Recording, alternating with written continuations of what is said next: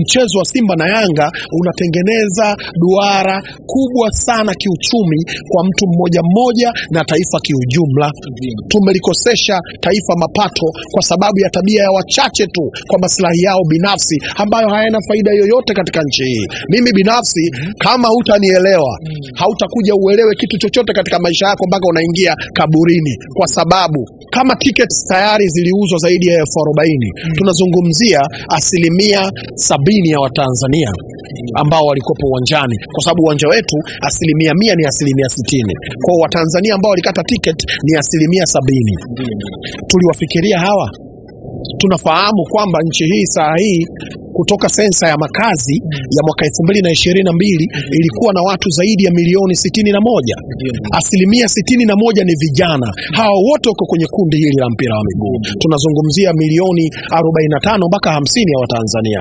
And now tulivyokuwa tunaingia mwaka huu 2025 kupitia Daktari Rais Samia Suluhu Hassan, Rais wa Jamhuri ya Muungano wa Tanzania na Amiri Jeshi Mkuu, alisema sasa tunatafuta milioni 70 ya Watanzania. Tuliwafikiria kwa 1% ngapi kwamba wamekwazika siku hii?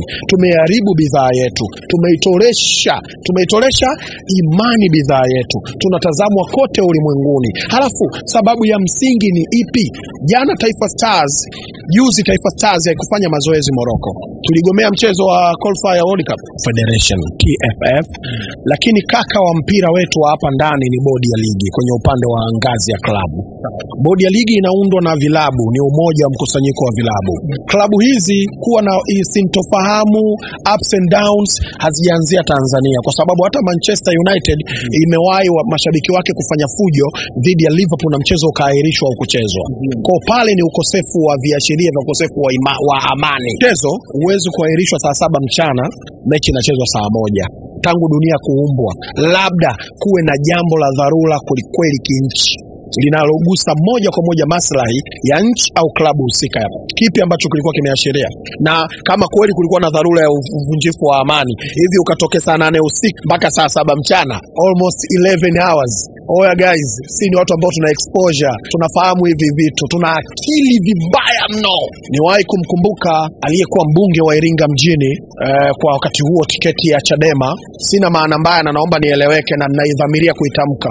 Maeneo mengi, taasisi nyingi, mashirika mengi, vikundi vingi, maeneo mengi ya watu wanaoongozwa, akili ndogo inaongoza akili. Sina maana wanaoongoza TFF au bodi ya ligi wana akili ndogo, no way. Karia ni mtu ambaye ashayafanya makubwa. Almas Kasongo kakaangu, very smart. Mguto, I know you mzee wangu, we ni smart. Nafahamu watu pale kina Aaron Nyanda, umeucheza mpira, marketing manager, najua kwenye eneo lako la market hapa una pa kupenya, umeyumba, wamekuyumbisha kabisa, unaitetea na kuipigania hii bidhaa, na pale ile siku wamekuangusha kakaangu, mshikaji wangu Aaron Nyanda. Vipi kuhusiana na mtu mwenye habari pale bodi ya ligi, Boy Manda Karim? Kweli wamekutendea haki? Mbona wewe utoi tamko lolote osho kama bodi ya ligi? Kuhusiana na wewe ndugu yangu Ndimbo, smart genius na habari Jalala. Yaani wewe baba, kubali tu, kubwa ni nini? Jalala. Yaani wale wa kuhenga wa kusema kwa kuropoka. Ulitakiwa uwaite Simba, waite Dar es Salaam Yanga Afrika, waite bodi ya ligi. Usindo kaka yao, usindo msimamizi, umempa mamlaka ya kusimamia hiki chombo. Yajengeni ndani. Ulivyokuja pale ungetuambia bwana, nimeona kilichotendeka sio sahihi, ulimwengu na tutazama, kafu na tutazama, tunatakiwa sasa tukae tusafishe yale mapungufu. Ungeishia hapo, unaweka button ya holding, tunasubiri uyatengeneze, alafu kama bana Mukoba sasa unatoa tamko rasmi.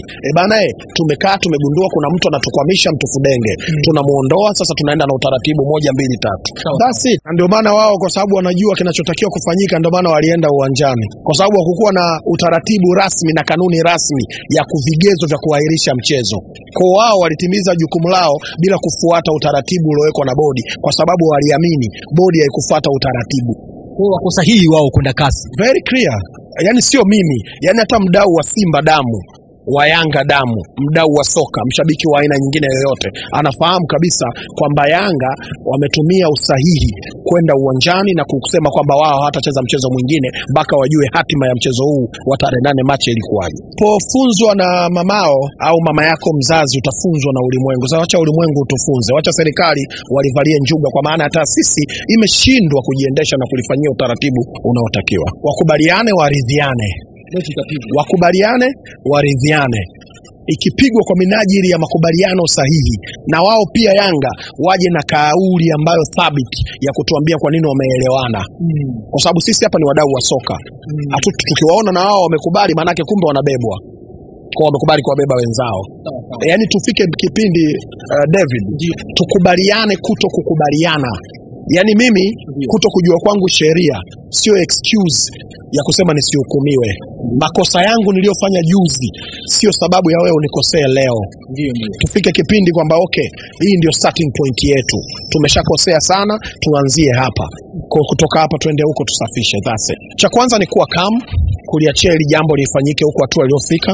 Lakini cha pili ni kuhakikisha kwamba kila mtu anaupenda mpira wa miguu kwanza kabla ya hisia ya klabu yake. Kama kweli tuna dhamira ya kufika mbali, hapa nafasi ya 4 tunayoiona tuko kihalali na tunapoelekea tunapatarajia. Tuhakikishe na tukubaliane kwamba tunaupenda kwanza mpira wa miguu, alafu ndo vitu vingine vifu.